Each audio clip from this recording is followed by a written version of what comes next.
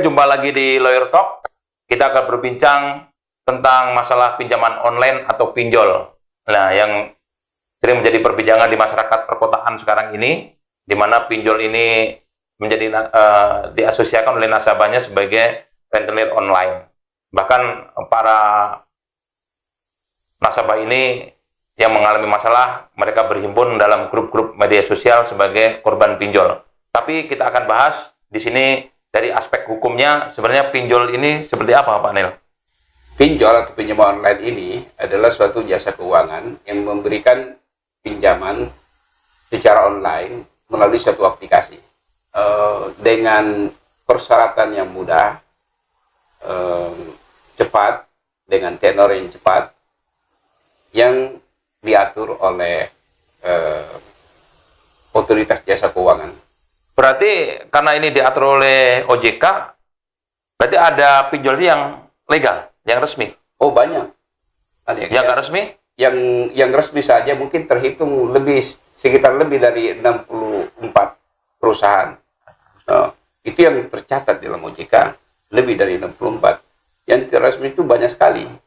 Nah, karena tadi itu mudah diakses, kemudian syarat-syarat mudah dan cepat, ini tentu saja bisa diakses oleh siapapun, mudah, cepat, syaratnya gampang, sehingga ini banyak orang yang terjebak. Misalnya, dalam konteks kalau kita di perbankan, kalau kita membuat kartu kredit, itu kita tanda tangan akta, ya kan, atau perjanjian, ya. Di situ ada, kita mencantumkan nama ibu, terus kemudian sama nomor yang bisa dihubungin, keluarga atau saudara. Nah, di pinjol ini sebenarnya ada seperti itu. Tapi ada satu lagi, di aplikasi pinjol ketika diinstal, dia akan menanyakan aplikasi ini minta izin untuk mengakses kontak kita yang ada di smartphone. Minta izin untuk mengakses memori, minta izin untuk mengakses kamera, segala macam itu. Nah, itu harus diizinkan. Kalau nggak diizinkan, aplikasi itu nggak bisa berjalan dengan betul. Nah, pada akhirnya Pak Nil, data-data kontak itu akhirnya digunakan oleh pihak pinjol untuk menagih. Ya, saya mengerti itu. Jadi sebenarnya begini, dalam usaha dari pihak pelaku usaha, upaya yang dilakukan oleh pelaku usaha ini, oleh si pemilik, oleh si pemberi hutang, sepanjang dia melakukan penagihan dengan benar, dengan tata krama yang baik, dengan sopan dan santun, atau sesuai dengan standar yang sebenarnya tidak ada masalah. Tapi apabila dia melakukan suatu pelanggaran yang bertentangan dengan kesusilaan, kesopanan, bahkan melakukan suatu tekanan, paksaan, desakan terhadap si nasabah, itu sudah suatu pelanggaran hukum. Oke. Tapi yang persoalannya yang tadi itu Pak Nel, jadi data kontak kita itu, nomor-nomor yang sering berhubungan dengan nomor kita, itu akan diakses oleh pihak penyelenggara pinjaman online itu untuk menagih. Nah, padahal kontak saya itu, kolega saya, itu tidak ada sangkut pautnya dengan hubungan hukum antara saya sebagai nasabah dengan online, misalnya seperti itu. Nah, itu pelanggaran hukum nggak? Ya, bagi si yang dihubungi, teman dari si nasabah itu, dia juga ada hak dia yang dilanggar. Hak subjektif dia dilanggar oleh si penagih itu, atau orang yang disuruh oleh si pemilik piutang itu. Dari segi saya sebagai nasabah, kalau itu terjadi, saya sebagai nasabah berhak nggak menuntut? Pertama, kita bisa menyampaikan suatu komplain terhadap pinjol tersebut, ya, di mana alamannya ada. Kalau secara melalui internet, kita sampaikan di internet. Kalau ada alamannya, kita sampaikan melalui surat. Kalau setelah 2 kali kita sampaikan seperti itu tidak direspon, kita bisa menyampaikan suatu teguran sebanyak 2 kali. Apabila tidak mempan, kita bisa menyampaikan suatu gugatan atau laporan pidana. Itu bagi warga yang tahu prosedur hukum atau itu. Jadi ini kan banyak masyarakat kecil yang terjebak kayak gitu. Apa saran dari Pak Nil sebagai praktisi hukum bagi saudara-saudara kita ini yang terjebak di pinjol ini tanpa melanggar hukum gitu? Ya, yang pertama dari aspek preventif ini, masyarakat harus hati-hati dalam peminjaman secara online. Harus diperhatikan perusahaan-perusahaan mana yang terdaftar di OJK sebagai pinjol yang legal, mana yang ilegal. Kalau ilegal, hindari itu. Yang legal saja harus hati-hati. Kemudian yang kedua, dalam melakukan proses pembayaran atau untuk menyelesaikan permasalahan ini, sebaiknya dilakukan dengan secara baik. Apabila pihak nasabah ini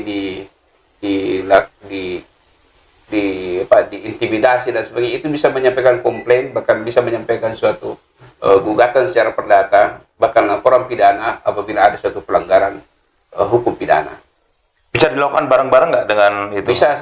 Bisa dilakukan secara kolektif, simultan. Dan bisa juga dilakukan secara kolektif oleh lebih dari satu nasabah. Oke. Untuk pinjol yang sama ya? Untuk pinjol yang sama. Oke, artinya walaupun nasabah ini punya kewajiban untuk harus melunasi pinjaman itu, tapi ternyata nasabah ini juga punya hak ya untuk dilindungi rasa nyamannya, privasinya, kemudian tidak boleh diintimidasi ya Pak? Ya, di beberapa ketentuan perundang-undangan kan negara kita sudah membentuk beberapa peraturan perundang-undangan. Okay. Yang pertama Undang-Undang Perlindungan Konsumen, yang kedua ada peraturan dibuat oleh juga Menteri Kominfo juga tentang masalah data yang harus dijaga. Oleh itu kemudian di peraturan OJK juga sudah memberikan proteksi terhadap nasabah oleh perilaku dari perusahaan yang bergerak. Jadi kalau yang tadi yang kontak saya itu dihubungin itu sebagai nasabah bisa menuntut secara pidana nggak itu pencemaran nama baik nasabah itu di kolega-kolega itu? Di sini ada risiko yang bisa dihadapi oleh si pelaku usaha atau pinjol ini ya apabila karena dia kan pasti menggunakan aplikasi. Ya, dia menggunakan teknologi atau aplikasi dalam hal ini rawan bisa terkena dengan tindak pidana yang diatur dalam Undang-Undang ITE. Termasuk yang tadi ya? Termasuk yang tadi. Nah, sekarang apakah nasabah itu bisa dipidana kalau tidak membayar, kalau belum atau tidak membayar tagihan itu? Pinjaman hutang di bank dan semua yang berkenaan dengan masalah hutang piutang itu kartu kredit juga. Itu semuanya masuk di dalam ranah hukum perdata, itu bersifat keperdataan, akibatnya pun akibat keperdataan. Tidak ada pidana dalam hal itu. Jadi kalau misalnya ada surat dari perusahaan pinjol itu datang ke rumah akan diancam secara pidana karena kita dibilang lalai dan menipu. Oh tidak, itu beda. Ini adalah perbuatan yang dibuat oleh kedua belah pihak dalam hubungan keperdataan. Itu murni berada dalam lingkaran hukum perdataan atau disebut dengan Zuiver Privat Rechtsgezag, murni berada dalam lingkungan hukum perdataan dan tidak ada hubungannya dengan masalah pidana. Artinya solusinya apa? Kalau misalnya saya nunggak hutang pinjol, ya tunggu dulu sampai si pendana ini kaya dan punya uang baru dibayar. Jadi dalam undang-undang perbankan sudah diatur bahwa pihak nasabah itu mempunyai suatu hak untuk menyampaikan permohonan restrukturisasi dan rescheduling kepada pihak kreditur. Pada kreditur. Kalau pihak pinjol menyita barang, ya, yang di aktanya atau di akad pinjam meminjamnya itu tidak tercantum, tapi pinjol dengan berbagai cara itu menyita barang-barang nasabah, itu diperbolehkan? Itu tidak bisa. Itu melawan hukum nggak? Iya, itu jelas melanggar hukum, karena itu kan hak perdata orang. Jadi kalau misalnya kecuali si nasabah ini menyetujui.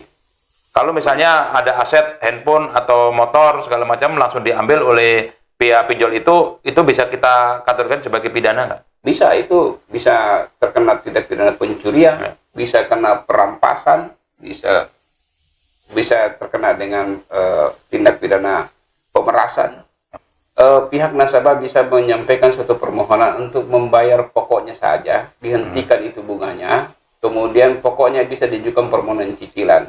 Nah, ini harus dipertimbangkan oleh pihak pinjol, sama dengan perbankan yang selama ini beberapa perbankan memberikan solusi seperti itu.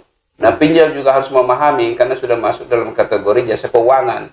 Jadi harus memahami, jangan hanya di depan saja mau memberikan pinjaman, kemudian pada saat ada masalah langsung main sita, kemudian serang dengan nasabah, itu sangat tidak elegan. Jadi kita harus memberikan suatu solusi yang sama-sama enak dan bijaksana.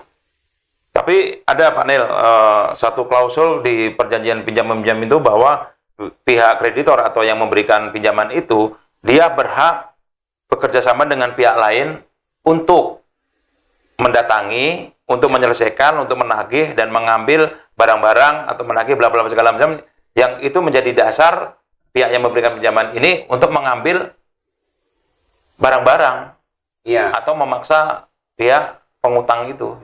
Oke, dari pihak pinjol atau pihak kreditur ini mempunyai hubungan dengan pihak ketiga, itu haknya mereka. Hubungan hukum antara mereka.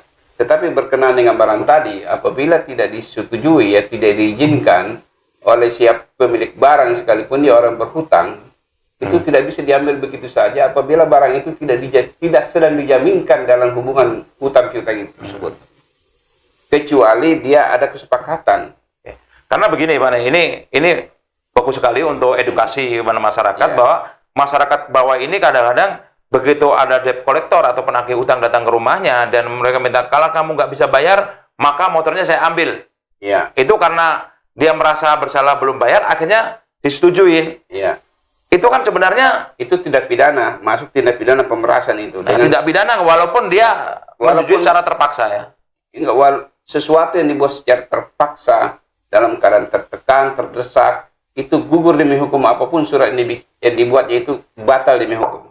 Termasuk perjanjian tadi ya, bahwa termasuk perjanjian itu batal demi hukum, karena suatu perjanjian itu harus dibuat berdasarkan kesepakatan kedua belah pihak. Tidak boleh ada unsur paksaan, desakan, ancaman dari pihak manapun. Nah, oke, sekarang dengan itu satu lagi panel ini yang penting buat edukasi buat masyarakat bahwa karena tadi pinjol ada yang ilegal dan legal. Nah, ketika nasabah ini tidak tahu, karena ketidaktahuan, karena dia dapat iklan, dapat tawaran terus-menerus, akhirnya dia melakukan pinjaman secara online. Ternyata dia ilegal dan dia macet. Dia ilegal, terus ada kredit macet. Nah, nasabah berhak nggak itu dihentikan, diputihkan, karena itu ilegal? Bisa mengajukan permohonan kepada pihak yang dia lebih berkompeten, ke OJK. Ke OJK misalnya, saya nggak mau bayar ini karena dia ilegal gitu. Iya, bisa. Secara ilegal. Itu bisa dilakukan secara bersama-sama ya? Bisa dilakukan secara bersama.